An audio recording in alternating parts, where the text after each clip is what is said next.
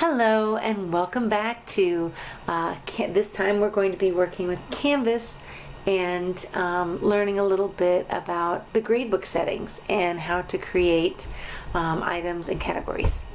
Alright, to start with, we are on our dashboard. Come in. Welcome back everybody to our analysis of two of the leading learning management systems, D2L and Canvas. Today we're going to be talking about Canvas, gradebook settings, and dealing a little bit with how to create the gradebook items and categories. Alright, to start with, to change our gradebook settings, we want to go into our course. You can either, as you can see right here on our dashboard, we've got it right here. You can also always check in with courses and it will be listed there as well. Alright, and once you are in there, we are going to go to the nav bar over here and select grades. And once this comes up, you are going to notice your settings icon, our little cogwheel here for settings. Go ahead and click on that for me. And it's going to let you change some different items, including the late policies, the grade posting policy, and some advanced choices as well. Alright, so as you go through these and find out what works for you and for your class, it actually is very simple, just drop downs and whatnot.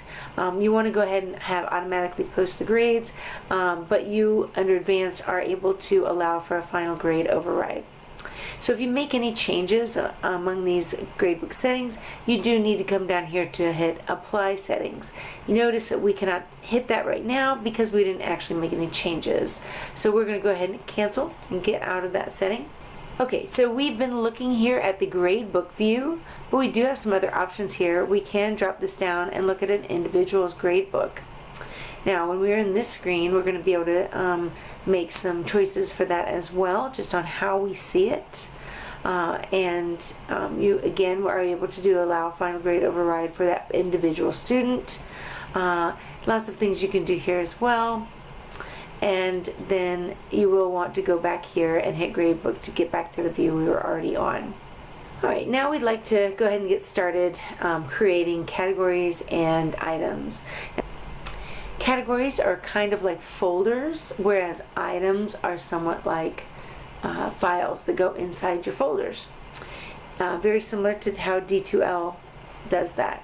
But we're going to go through how we can create electronic gradebook items here on Canvas. And to get started again, we need to get into our course. So as you may remember, we are in our evaluation course, and it brings us up to the actual course here. And we want to go down to the assignments tab. And once we get into the assignments, it's going to showcase all the assignments that we've created already. And you are able to go over and look at these ellipses over here on the right hand side. That is how we do most of our changes, as you may remember. You can click on that and it allows you to edit the assignment, duplicate, move it, delete it, send it, copy it, etc.